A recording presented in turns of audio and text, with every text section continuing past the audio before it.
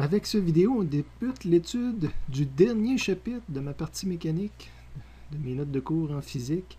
Donc, chapitre qui met en relation une nouvelle grandeur physique, le moment cinétique, L majuscule, avec le moment d'inertie I, la vitesse angulaire oméga, et le moment de force tau. Donc, qu'est-ce que c'est que cette nouvelle grandeur physique? On va voir dans un instant que c'est l'équivalent. Le seul paramètre qu'on n'a pas vu encore en rotation, qui avait toujours des équivalents en translation, c'est la quantité de mouvement, c'est le P, le petit p.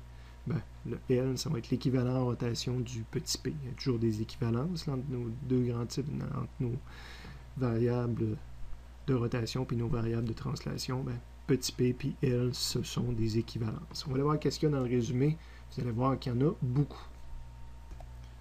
Première page du résumé, ben, qu'est-ce que le moment cinétique d'un corps? Donc, c'est l'équivalent d'une quantité de mouvement, un moment cinétique, mais c'est une quantité de mouvement rotatif. On ne l'a pas appelé quantité de mouvement, on lui a donné un autre nom, moment cinétique, mais c'est vraiment l'équivalent du P, d'une quantité de mouvement. Donc, en translation, c'était P est égal à mv. Ben là, quand on est rendu en rotation, le m, c'était toujours le I que ça devenait, puis mon v devient la vitesse angulaire.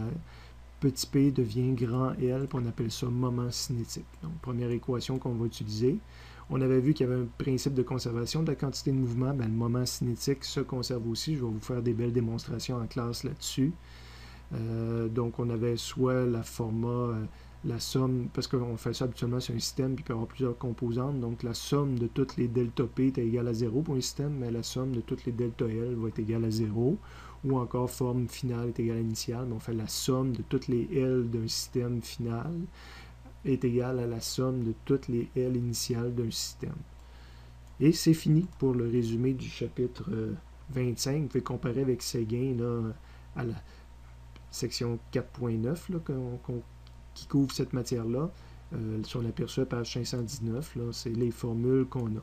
Il y a une deuxième page à mon résumé, mais ça vient d'un autre livre de physique, puis ça me surprendrait que j'en ai besoin pour résoudre un quelconque problème ici. Si c'est le cas, on s'ajustera en temps et lieu. Donc, on se limite à dire que c'est ce que j'ai besoin dans le chapitre 25.